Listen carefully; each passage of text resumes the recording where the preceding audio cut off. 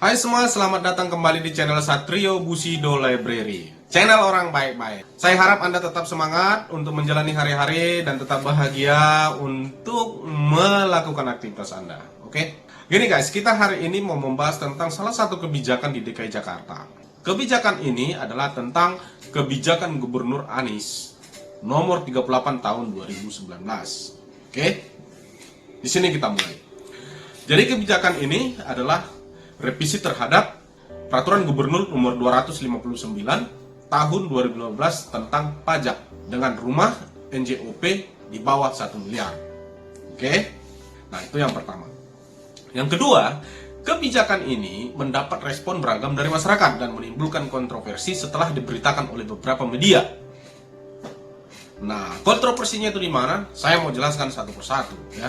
Gini, Anies sebagai gubernur DKI, mulai dari pencalonannya, kampanye, debat, sampai dia terpilih menjadi gubernur, dia selalu berbicara keberpihakan. Kata keberpihakannya ini menjadi keyword, bahwasanya Anies itu sangat berpihak kepada masyarakat bawah. Pengertiannya kan begitu. Nah, kalau misalkan harga rumah atau tanah bangunan atau rusun yang nilainya 1 miliar ke bawah, itu dari 100 juta, 200 juta, 300 juta, 400 juta, 500 juta, sampai 1 M, itu bisa dipastikan menengah ke bawah di DKI Jakarta. Oke? Tetapi di gubernur sebelumnya ya menyatakan bahwasanya nilai rumah menengah ke bawah tadi, yang 1 M sampai ke bawah tadi, itu tidak bayar pajak, bebas pajak. Nah, di sini menjadi kontroversinya menurut saya. Apa yang menjadi kontroversinya? Rumah dengan nilai segitu kan berarti kan menengah ke bawah. Artinya kalau bicara keberpihakan, lebih berpihak mana? Ya? Ketika tidak membayar PBB sama harus bayar PBB. Oke? Itu satu. Nah, pencabutan atas pergub ini akhirnya kan mendapat respon kritik terhadap Anies. Dan Anies mengeluarkan klarifikasi dan dianggap oleh sebagian orang bahwa pemberitaan sebelumnya itu pemberitaan yang dipelintir. Padahal itu sesuai dengan fakta kalau kita menyelidiki poin-poin dalam Pergub nomor 38 tahun 2019 yang dikeluarkan Anies itu, yang sudah disosialisasikan dan salinannya sudah diupload di Biro Hukum Sekretariat Daerah Provinsi DKI Jakarta. Pertanggal 15 April 2019 itu sudah diundangkan. Nah, artinya bebas PBB bagi rumah menengah ke bawah tadi itu sudah dicabut. Klarifikasi ini memang dilakukan Anies di channel YouTube. Ya, seperti dalam video ini. Assalamualaikum warahmatullahi wabarakatuh. Saya menyampaikan ini untuk meluruskan pemberitaan yang keliru terkait dengan PBB bagi rumah yang nilainya di bawah 1 miliar. Bahwa pembebasan PBB itu diteruskan. Bahkan kita perluas. Bukan hanya bebas PBB bagi rumah yang nilainya di bawah 1 miliar, tetapi bagi orang-orang yang berjasa bagi bangsa dan negara. Di ibu kota ini cukup banyak mereka itu. Siapa saja? Mereka adalah para pahlawan nasional, para veteran, para perintis kemerdekaan, dan penerima bintang jasa pengabdian dari Presiden. Mereka sampai dengan anak cucunya 3 generasi selama masih menggunakan rumah dari orang tua mereka, maka mereka tidak dikenakan PBB, dan selama rumahnya tidak dipakai untuk kegiatan komersial tapi dipakai untuk kehidupannya, maka itu dibebaskan. Ini bagian dari ucapan terima kasih kami kepada mereka, pada keluarga ini yang sudah mengabdi untuk bangsa dan negara. Tanpa perjuangan mereka, kita tidak merasakan kemerdekaan seperti sekarang ini. Karena itu kita berikan apresiasi yang sebesar-besarnya, dan salah satunya adalah dengan pembebasan PBB. Yang kedua adalah bagi kelompok yang sudah mengabdi untuk bangsa dan negara, yang sudah mendharma baktikan waktunya. Siapa mereka? Para purnawirawan TNI dan polisi, para pensiunan pegawai negeri. Mereka juga dibebaskan PBB di DKI Jakarta. Mereka selama hidupnya, sebagian dari karirnya diberikan untuk bangsa dan negara. Lalu yang tidak kalah penting adalah mereka-mereka yang berjasa bagi kita semua. Siapa mereka? Tanpa mereka, maka kita tidak akan merasakan apa yang kita sekarang rasakan. Kita duduk, kita bekerja karena jasa mereka. Siapa itu? Para guru.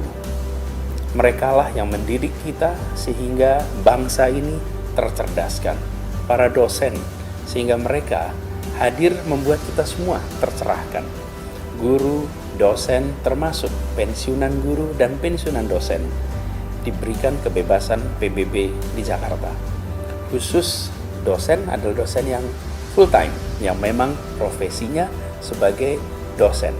Nah, kita ingin agar penghargaan kepada para pendidik ini kita berikan untuk membuktikan bahwa bangsa ini bangsa yang bisa menghargai pada orang-orang yang berjasa. Jakarta memulai. Kami ingin agar mereka menjadi warga terhormat, menjadi teladan, dan kita berharap di Jakarta kita merasakan keadilan.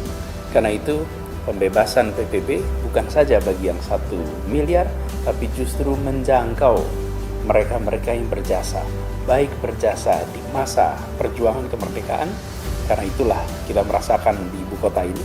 Yang kedua, mereka yang berjasa ketika mengabdi sebagai abdi negara, dan mereka yang mencerdaskan kehidupan bangsa sehingga kita bisa maju seperti sekarang ini.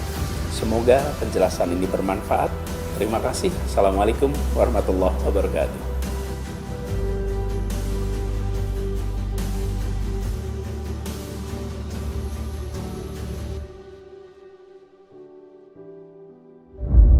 Nah, Anda sudah nonton videonya.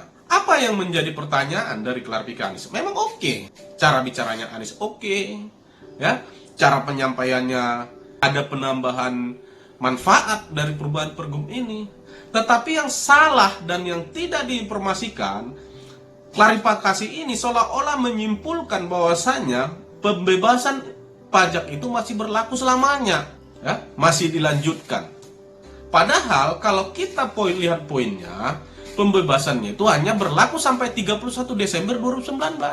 Itu kenapa nggak diungkapkan? Kalau memang berniat untuk meluruskan salah informasi. Mungkin Anda yang mendengar pernyataan tadi seolah-olah memang dilanjutin. Padahal dia nggak kasih tahu dilanjuti sampai kapan. Ternyata setelah kita lihat pada pasal 4A, pembebasannya itu hanya berlaku sampai tanggal 31 Desember. Memang Anies menyatakan ya benar, dia katakan masih dilanjutkan. Ya.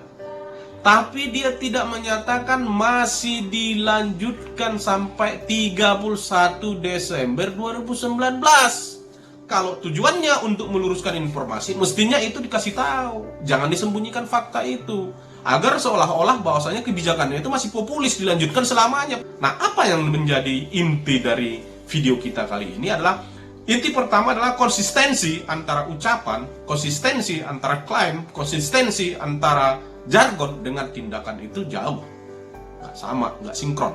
Keberpihakan kepada masyarakat kecil itu ya, kalau kita bicara keberpihakan ya, mungkin nilainya nggak seberapa bagi orang yang punya uang atau bagi orang yang fans sama Anies Baswedan. Tapi kan ini soal informasi yang disampaikan ke publik yang menurut saya itu sepotong-sepotong. Ada banyak orang yang meyakini bahwasanya YouTube yang disampaikan oleh Anies itu dengan apa yang diberitakan di media-media itu dua hal yang berbeda. Padahal menurut saya itu sama.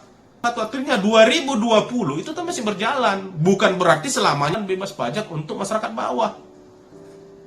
Bukan. Jadi bagi Anda yang terlanjur memuja-muji dan menyalahkan media dan menyalahkan informasi yang sudah disampaikan sebelumnya di beberapa media, baik itu media online maupun cetak, Anda salah memaknainya. Kalau Anda berangkat dari data-data pergub yang ada sekarang. Nah, coba deh sekali-sekali belajar pakai. Jangan malas mencari informasi. Begini ya, mungkin banyak orang yang ngefans dengan cara bicara Anies Baswedan. Saya juga senang dengan Anies Baswedan. Senang lihat orangnya.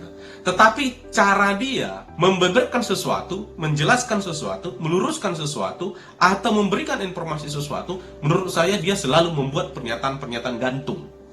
Kenapa saya bilang pernyataan gantung? Pernyataan itu tidak semua komplit. Kalau dia komplit menyatakan meluruskan, harusnya apa yang menjadi informasi di pergub yang dia keluarkan itu harusnya dituangkan, disampaikan dalam klarifikasi video dia.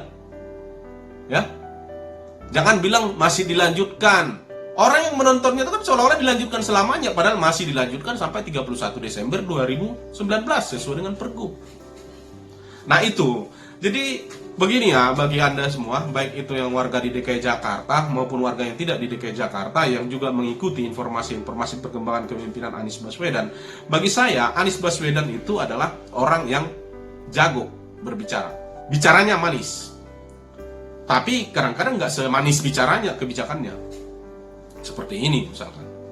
Nah, oleh karena itu, kita bukan karena keberatan menjadi warga negara yang taat pajak, yang bayar pajak, bukan. Tetapi ya mbok elit politik itu atau pemimpin-pemimpin itu atau kepala daerah itu berbicara yang terbuka aja dah.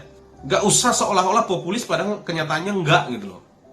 Gak usah membuat pernyataan yang membuat orang senang dan membuat orang tafsirnya itu singkat. Oh iya masih lanjut. Nanti yang ada semu, orang senangnya itu semu padahal praksisnya enggak gitu. Agar kita mulai mendidik masyarakat ini mulai mengkritisi. Kalau saya itu setiap kebijakan itu perlu dikritisi.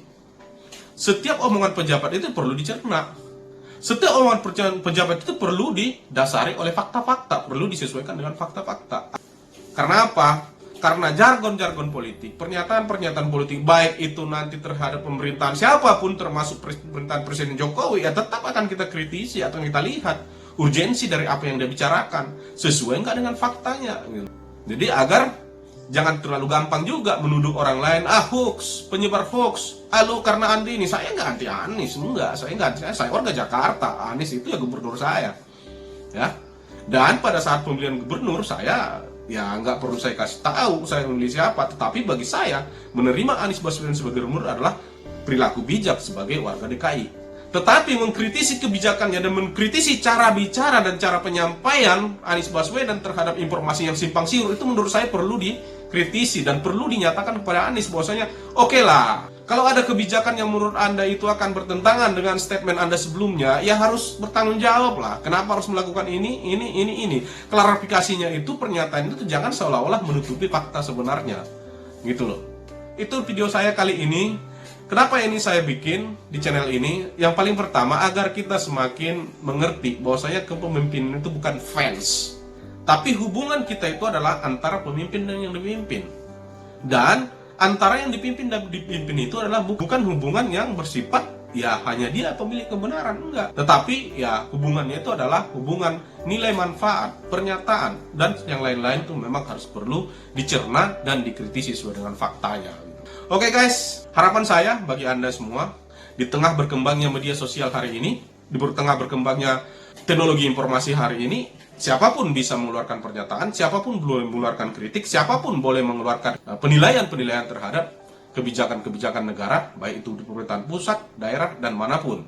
Dan bagi saya, ini adalah cara kita untuk semakin mendewasakan kita dalam berdemokrasi, mendewasakan kita dalam melakukan kontrol terhadap kebijakan pemerintah.